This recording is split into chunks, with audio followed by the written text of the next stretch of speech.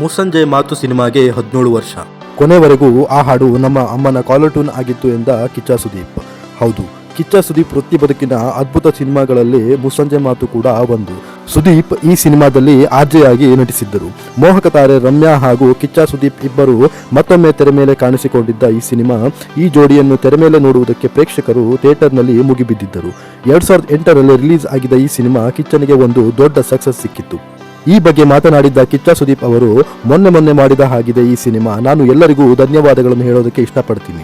ಸಿನಿಮಾವನ್ನು ಇವತ್ತಿಗೂ ನೆನಪು ಇಟ್ಟುಕೊಂಡಿದ್ದಕ್ಕೆ, ಏನಾಗಲಿ ಮುಂದೆ ಸಾಗುನಿ ಎನ್ನುವ ಸಾಂಗ್ ಅನ್ನು ಇನ್ನೂ ಜೀವಂತವಾಗಿ ಇಟ್ಟಿರುವುದಕ್ಕೆ. ಆ ಸಾಂಗ್ ಕೊಟ್ಟಂತಹ ಮ್ಯೂಸಿಕ್ ಡೈರೆಕ್ಟರ್, ನನ್ನ ನಿರ್ದೇಶಕ, ನಿರ್ಮಾಪಕ ಎಲ್ಲರಿಗೂ ನಾನು ಥ್ಯಾಂಕ್ಸ್ ಹೇಳಬೇಕು. ಸಿನಿಮಾ ಹಾಗೂ ಆ ಅದ್ಭುತ ಹಾಡುಗಳನ್ನು ನೆನಪಿನಲ್ಲಿ ಇಟ್ಟುಕೊಂಡಿದ್ದಕ್ಕೆ. ಅದ್ಭುತ ಹಾಡುಗಳು ಎನ್ನುವುದಕ್ಕೆ ಕಾರಣ, ಆ ಹಾಡು ನನ್ನ ತಾಯಿಯ ಮೆಚ್ಚಿನ ಗೀತೆಯಾಗಿತ್ತು. ಆ ಸಿನಿಮಾ ರಿಲೀಸ್ ಆದಲ್ಲಿಂದ ಅವರು ಇರುವ ತನಕ ಅವರ ಕಾಲರ್ ಟ್ಯೂನ್ ಏನಾಗಲಿ ಮುಂದೆ ಸಾಗು ನೀ ಹಾಡೇ ಆಗಿತ್ತು. ಆ ಫೋನ್ ಇವತ್ತಿಗೂ ನನ್ನ ತಂದೆಯ ಹತ್ತಿರ ಇದೆ. ಇದಕ್ಕಾಗಿ ರಮ್ಯಾ, ಅನು ಹಾಗೂ ಎಲ್ಲರಿಗೂ ಈ ಸಿನಿಮಾವನ್ನು ಇನ್ನೂ ಅದ್ಭುತವಾಗಿ ಮಾಡಿದ್ದಕ್ಕೆ ನಾನು ಸ್ಪೆಷಲ್ ಥ್ಯಾಂಕ್ಸ್ ಹೇಳುತ್ತೇನೆ ಎಂದು ಕಿಚ್ಚ ಸುದೀಪ್ ಅವರು ಹಂಚಿಕೊಂಡಿದ್ದಾರೆ.